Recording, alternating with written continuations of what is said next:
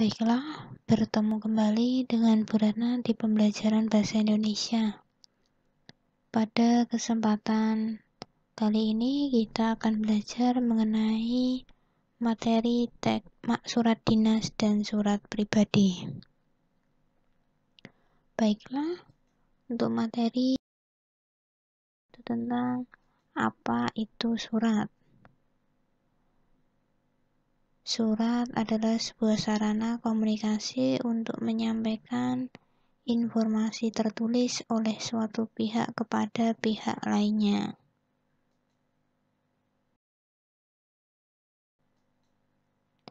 Surat dibagi menjadi dua. Yang pertama, surat pribadi. Yang kedua, surat dinas.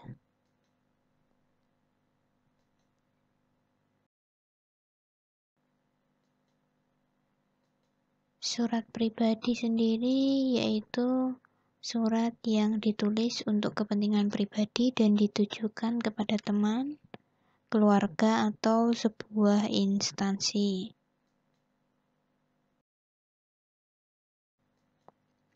Sedangkan surat dinas adalah sebuah surat resmi yang dibuat oleh suatu instansi atau lembaga dengan tujuan untuk keperluan dinas.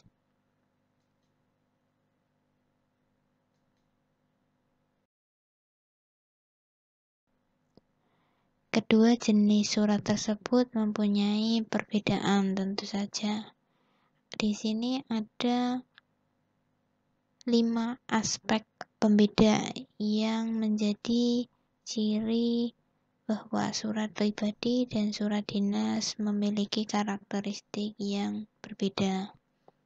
Yang pertama, dari segi pengirim, surat pribadi itu dikirimkan oleh individu atau perseorangan. Surat dinas dikirimkan oleh lembaga. Kemudian yang kedua, dari segi sapaan. Sapaan dalam surat pribadi itu bersifat akrab. Kemudian sapaan dalam surat dinas itu menggunakan ragam bahasa resmi yang tentu saja tidak sama dengan surat pribadi. Kemudian bentuk atau sistematika dari surat pribadi itu baku. Sistematika dari surat pribadi itu tidak memiliki aturan yang baku atau lebih fleksibel. Kemudian ketika surat dinas itu memiliki aturan yang baku dan ketat. Jadi tidak boleh sembarangan menuliskan surat dinas dengan susunan yang berbeda karena surat dinas mempunyai tata penulisan yang sudah baku. Kemudian dari segi bahasa, surat pribadi mempunyai bahasa yang informal atau tidak resmi. Kemudian surat dinas mempunyai bahasa yang sifatnya formal atau resmi. Kemudian yang terakhir ada dari segi isi. Isi dari surat pribadi membahas tentang masalah pribadi. Kalau surat dinas membahas tentang topik kedinasan.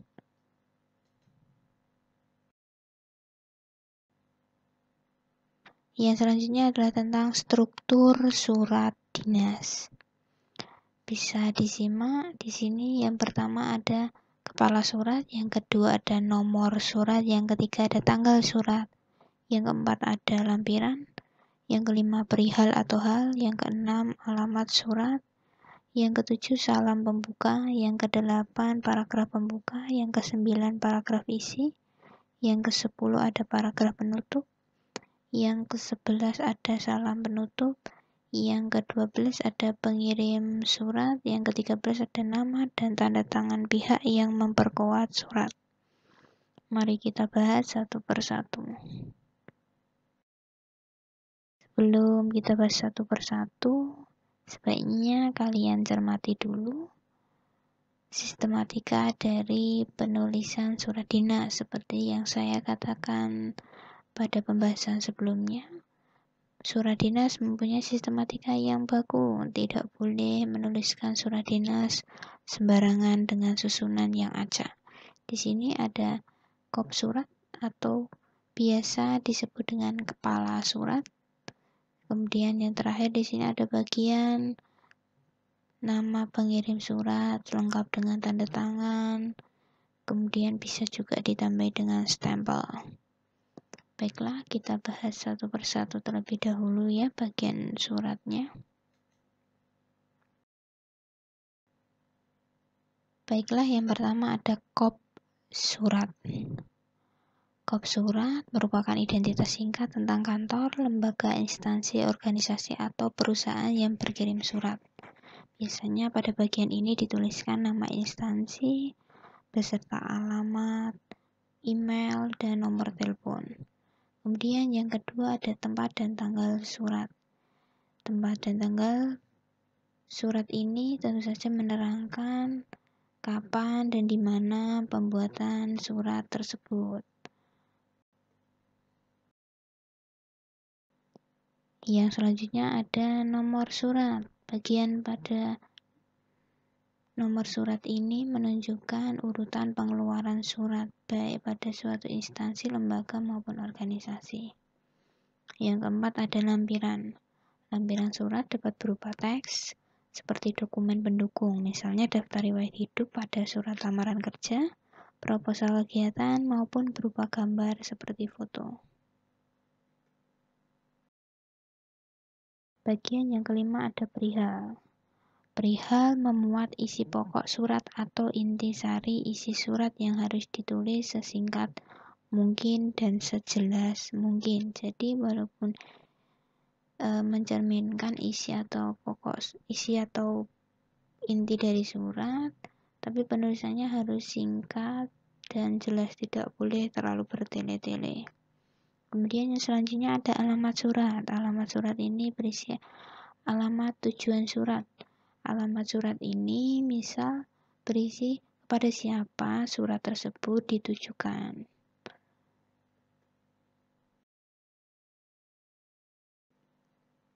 Yang ketujuh ada salam pembuka.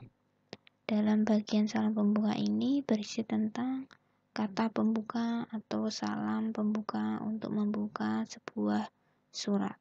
Kemudian yang kedelapan ada paragraf pembuka. Pada bagian ini kalimat-kalimat yang mengawali sebuah surat atau kalimat-kalimat yang mengantar sebuah surat untuk menuju isi. Jadi di sini isinya adalah kalimat pengantar dari sebuah surat sebelum masuk pada pembahasan di isi surat.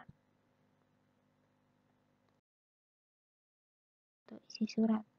Isi surat memuat segala sesuatu yang akan disampaikan pengirim. Isi surat memuat waktu, tempat, dan nama acara tersebut. Kemudian paragraf penutup. Pada bagian paragraf penutup berisi tentang harapan dan ucapan terima kasih. Kemudian pengirim surat. Pada bagian ini berisi tentang identitas pengirim surat dinas. Meliputi yang pertama bisa jabatan pengirim, bisa tanda tangan pengirim, bisa stempel atau cap dinas. Ada juga nama terang pengirim, ada juga dibubui dengan misal nomor induk pegawai atau nomor induk karyawan. Selanjutnya atau yang terakhir ada nama dan tanda tangan pihak yang memperkuat surat. Jadi selain tanda tangan dan nama dari pengirim surat, bisa juga dalam sebuah surat dinas itu disertai dengan pihak ketiga yang turut bertanggung jawab atas surat tersebut.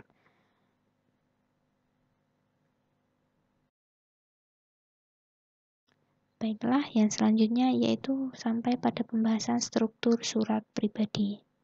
Pada bagian struktur surat pribadi ini sebenarnya tidak jauh berbeda dengan surat dinas, namun hal yang nampak berbeda tentu saja dari segi sistematikanya. Pada surat dinas itu ada bagian-bagian yang baku dan tidak boleh dilewatkan dalam penulisan surat.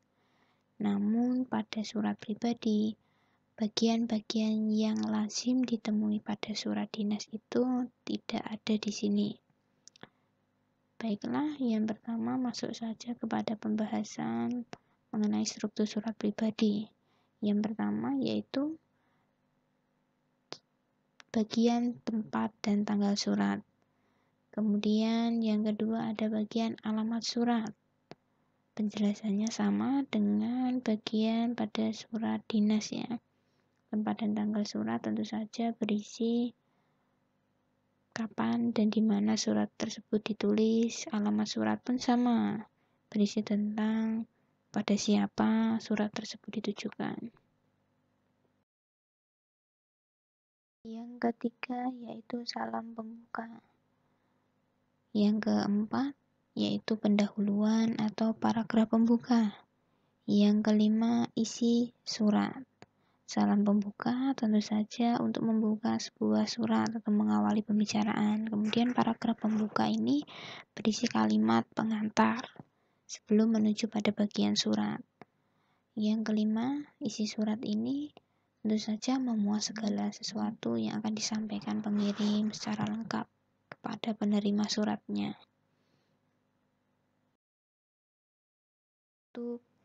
Surat. Bagian penutup surat ini berisi tentang kalimat-kalimat yang menjadi kata kunci untuk mengakhiri sebuah isi surat. Yang ketujuh yaitu salam akhir atau salam penutup, yaitu berisi tentang penutup dari sebuah pembicaraan yang ada pada surat. Bisa juga diikuti nama dan tanda tangan pengirim surat. Yang kedelapan, nama dan tanda tangan pengirim surat. Ini biasanya ketika di dalam surat pribadi bisa dibubuhkan di bagian akhir surat, sama dengan surat dinas sebenarnya, namun penulisannya tidak terlalu ketat ya. Cukup di situ dituliskan nama pengirim surat. Contoh dari surat pribadi ya. Berikut ada penulisan surat pribadi beserta dengan bagian-bagian suratnya. Di sini bisa kalian cermati ada tempat dan tanggal surat. Ada alamat surat, ada salam pembuka, ada kalimat pembuka sampai dengan yang terakhir nama dan tanda tangan.